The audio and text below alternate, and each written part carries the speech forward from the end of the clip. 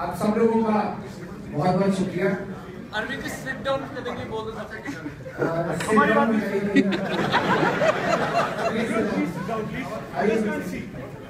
Everybody sit down. Everyone please sit down. Others can't see. Please sit down. एकदम guys. Please बच्चों के लिए ताली बजा दीजिए।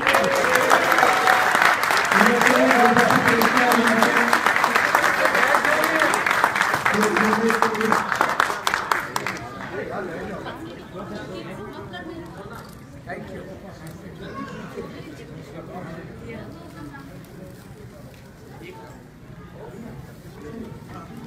भारत माता की जय। भारत माता की जय। Please everyone sit down.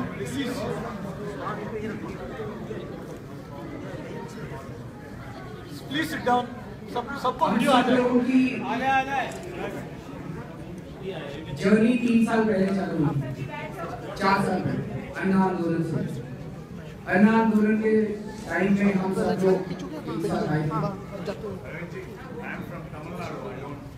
अच्छा, I try to mix Hindi and English. I can speak English. The only thing is that my mother tongue is Hindi, so मेरे दिल से बात जो निकलती है वो हिंदी में निकलती है। So if you are permit, then maybe you can ask your neighbor to keep translating for you. America में आए और यहाँ से हिंदी बनती है। If you don't mind, but I try to mix it.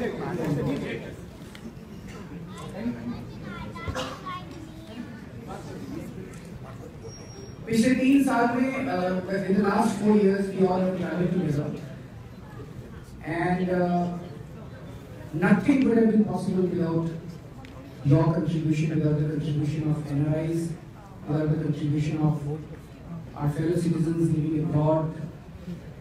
So I was supposed to come to US long back. There has been long demand, but I just couldn't find time. So today I am here before you to thank you. But I should thank you, I should congratulate you, because it's not my fight, it's our fight. So I want to congratulate you. There are a lot of NRIs who left their jobs and they came to India. There are a lot of people who have been supporting from here. There are a lot of people who have been supporting in terms of time, calling campaigns, social media campaigns. They have been funding the party.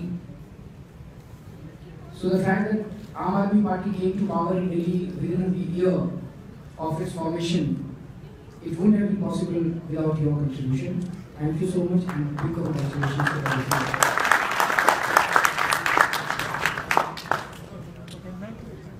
हम लोगों ने 4 साल पहले ये journey एक साथ शुरू की थी। भ्रष्टाचार मुक्त भारत, corruption free India, that was our goal. वो गोल आज भी हम लोगों के सामने है। अभी भारत करप्शन फ्री नहीं हुआ, लेकिन बीच में एक मुकाम आया, देयर वाज अ माइलस्टोन कि हम लोग दिल्ली जीते। और दिल्ली जीतने के बाद, दिल्ली जीतने के पहले मैं भी खूब चिल्लाया करता था भ्रष्टाचार मुक्त भारत, भ्रष्टाचार मुक्त भारत। लेकिन एक दिल में कहीं ना कहीं कोने में there used to be a doubt whether it is possible to get rid of corruption in India. Many people used to say Indians are born corrupt. Bharat के तो लोग तो जन्मजात भ्रष्ट होते हैं, सुधर नहीं सकते। लेकिन मुझे ये लगता था कि Indians are first rate citizens who are victims of third class governments. आप ही लोग हैं, आप में से कितने लोग यहाँ आए US में, and many of you excel in your own fields. यहाँ पे अगर आप if you pick up the largest multinational companies, I think the top people you'll find are Indians. World over, if you see, Indians have made a name for themselves. But when they try to work in their own country, they don't succeed. क्यों? अभी मैं Dubai से आ रहा हूँ। Dubai used to be a desert just a few decades back.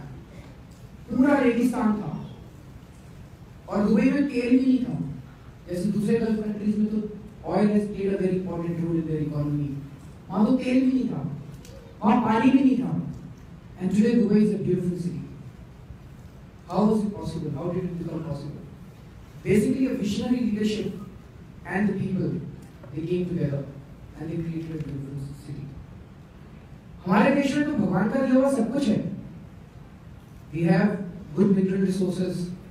We have नदियां हैं, पहाड़ है, जंगल है, जमीन है, पानी है, मिनरल्स है, तेल है, कोयला है, आयरन ओर है, सब कुछ है हमारे घर देश में.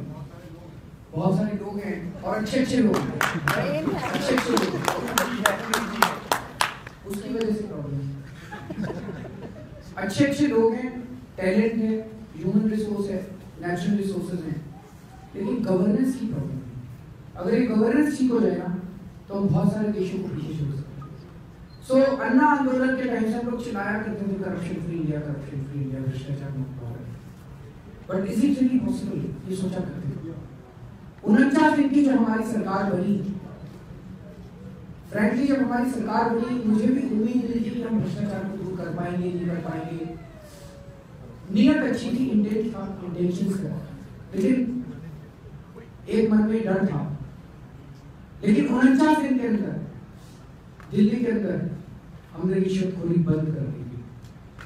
और अगर आपको ये वहां के लोग बोलते हैं, दिल्ली में अगर आपके दोस्त हों, रिश्तेदार हों, करेक्ट,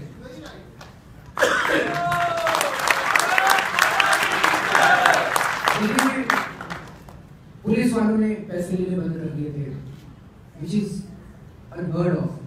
कि दिल्ली हमारे देश की पुलिस पैसे लेना बंद कर दे, which is supposed to be the most oppressive force in a country. Police वालों ने पैसे लेने बंद कर दिए थे. ट्रैफिक लाइट के ऊपर नॉर्मली इनके पैसे बंधे होते हैं हर हफ्ते, हफ्ता लेना बंद कर दिया था. पुलिस वालों ने FIR लिखनी चालू कर दी थी. पुलिस का एटीट्यूड बदल गया था. they became much more polite. MCD municipal corporation के लोगों ने पैसे लेने बंद कर दिए थे. ट्रांसपोर्ट डिपार्टमेंट के दलाल भाग गए थे. लोगों को 24 घंटे के अंदर ड्राइविंग लाइसेंस मिलने लग गया था ऑटोमेटिकली. सरकारी अस्पतालों में दवाइयां पहले बेची जाती थी, वो पहले चोरी हो जाती थी, वो सारी लोगों को दवाइयां मिलने लग गई थी. बहुत सारे सुधार अचानक हो गए थे 49 दिनों में. तो ये एक अब कॉन्फिडेंस है. पहले पिछली बार सरकार जो बनाई उसके पहले रोमांटिसिज्म था, जज्बा था, इच्छा थी, इंटेंट था, जुनून था. 49 दिन की सरकार चलाने के बाद आज हमारे अंदर कॉन्फिडेंस है कि भारत भ्रष्टाचार मुक्त हो सकता है.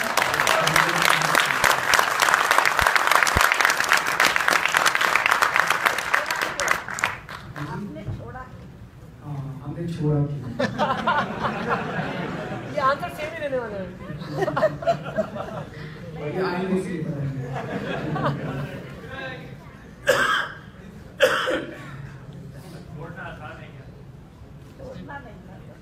तो दोस्तों, जिस काम के लिए हम लोग निकले थे, मैं हमेशा ही कहता हूँ, कई सारे वॉलंटियर्स के मेरे पास मेल्स भी आते हैं.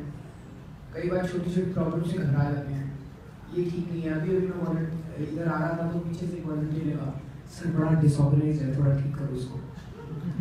मैं ये कहना चाहता हूँ, हम दिल्ली से निकले थे, मान लीजिए चंडीगढ़ की ओर चले गए. मान लीजिए Chandigarh is our destination. Chandigarh is symbolizes भ्रष्टाचार मुक्त भारत और अपने सपनों का भारत, जो भी हमारा सपना है. मान लीजिए चंडीगढ़ वो सिंबलाइज करता है. दिल्ली से निकले, कुरुक्षेत्र पहुंचे. कुरुक्षेत्र हमारा फर्स्ट माइलस्टोन था. कुरुक्षेत्र मतलब दिल्ली जीत गए, और दिल्ली के अंदर हमने इतना अच्छा काम करके दिखाया. तो इसका मतलब चल तो सही रास्ते पे रहे. दिल्ली से निकले, कलकत्ता नहीं पहुंचे, मतलब भटके नहीं अपने रास्ते से, चंडीगढ़ की तरफ जा रहे हैं तो कुरुक्षेत्र ही पहुंचे. इसका मतलब रास्ता तो ठीक है. दिल्ली से निकले तो एक बस ले लिया हम लोगों ने चलने के लिए. उस बस का नाम है आम आदमी पार्टी. वो बस बड़ी टूटी फूटी है, सीटें टूटी हुई हैं, कांच सारे टूटे हुए हैं, लेकिन चल रही है. कुरुक्षेत्र पहुंच गई. वहां पहुंच के जो सवारियां हैं आपस में लड़ने लगी. इसके तो शीशे टूटे पड़े हैं, ये तो बड़ी खराब है. मतलब शायद से हम कहते हैं शादी में छोड़ के चली गई, बड़ी खराब है पार्टी, बिखर रही है. ये हो गया शीशे. बस का क्लच सही काम कर रहा है, ब्रेक ठीक काम कर रहे हैं, और ड्राइवर को रास्ता बताया, ड्राइवर पे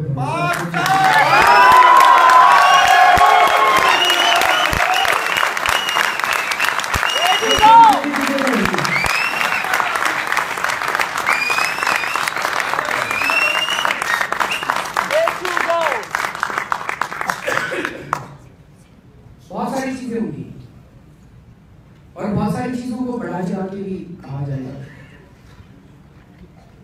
बिजनेस क्लास में क्यों चलते हैं? आज तो वो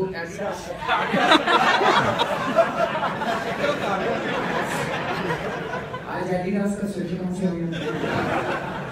नया स्वेटर है। So this will be a breaking news. Friday deal में लिया था। तो ये करने की कोशिश करेंगे, ये ओवरऑल पिक्चर समझने की कोशिश कीजिए। आपने इस देश की सबसे बड़ी ताकतवर शक्तियों को ललकारा है, उनका ओवरऑल एक मैसेज क्या देने की कोशिश कर रही है? फर्स्ट मैसेज ये देने की कोशिश कर रहे हैं, पार्टी बिखर रही है।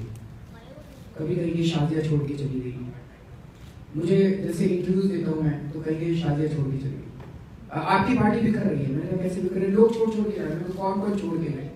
शादियां गई। मैंने कहा ठीक है, दूसरा? फिर दूसरा उनके पास नाम नहीं। मैंने कहा आपके टीवी चैनल में भी पिछले 1 साल में कितने लोग छोड़ के गए होंगे? जब आप पार्टी बनाते हो, कोई कंपनी खोलते हो, कोई बड़ा ऑर्गेनाइजेशन करते हो, लोग तो जाते रहते हैं, आते रहते हैं। अलग अलग लोगों के, कोई नाराज होके भी जाता है, कोई ग्रीनर पास्चर्स के लिए जाता है, कोई अलग अलग लोगों के अलग अलग होते हैं। एक आदमी छोड़ के गया, 30,000 वॉलंटियर्स ने ज्वाइन किया, वो नहीं दिखता कि 30,000 वॉलंटियर्स ने ज्वाइन किया। तो इससे घबराने की, दूसरा ओवरवेलमिंग मैसेज ये देने की कोशिश कर रहे हैं कि मतलब लोगों को कंफ्यूज करने की कोशिश की जा रही है। जैसे बीजेपी के पास आज कोई एजेंडा नहीं है। हम लोग कहते हैं दिल्ली डायलॉग, तो सब लोगों को पता होगा। हम लोग कहते हैं हम दिल्ली के अंदर 20 नए कॉलेज खोलेंगे। बीजेपी कहती है हम लड़कियों को जीन्स नहीं पहनने देंगे। हम कहते हैं हम दिल्ली के अंदर महिलाओं की सुरक्षा के लिए पूरी दिल्ली में सीसीटीवी कैमरा लगाएंगे। वो लोग कहते हैं हम वैलेंटाइंस डे नहीं मनाने देंगे। That is the difference between the two parties. सो पहले कांग्रेस थी जो भ्रष्ट थी, अब बीजेपी है जिसका कोई एजेंडा नहीं। सो हमारा जो रास्ता है, हमारा जो मकसद है, वो मकसद आज भी उतना ही रेलेवेंट है।